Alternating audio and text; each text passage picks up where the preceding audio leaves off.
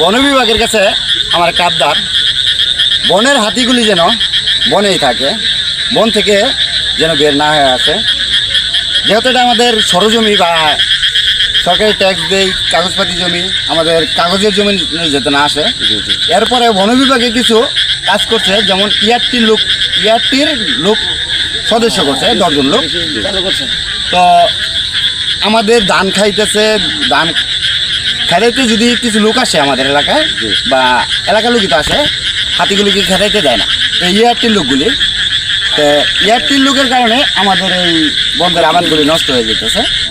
তো মানুষ সর্বশ্রেষ্ঠ, আল্লাহ কিন্তু মানুষকে খুব যত্ন করে এবং ভালোবেসে বানাইছে।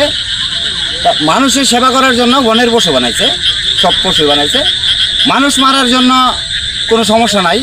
একটা বনের হাতি একটু ব্যথা পাইলে কোটি কোটি টাকা সরকার খরচ করে ফেলাইতেছে, কিন্তু আমরা যে কৃষক, আমরা যে মানুষ, আমগর কোনো খবর রাখে না। আর ইয়ারটির লোকগুলোকে বন বিভাগে যেন বলে ওদের হাতিগুলো ওরা বনেতে রাখে।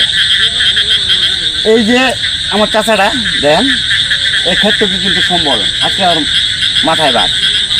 যেমন এটি নিয়ে, এই সাথে ধানগুলো নিয়ে, বউ বাচ্চা নিয়ে খাইতো এবং কি খরচ করতো। সারা মাস যা মানুষের এই জায়গায় কাজ করছে, সারা মাস যা কাজ করছে, 3 মাস কাজ করছে, কাজ করে এমনি কিন্তু সব কিছু এই ক্ষেতের পিছনে এটা আছে।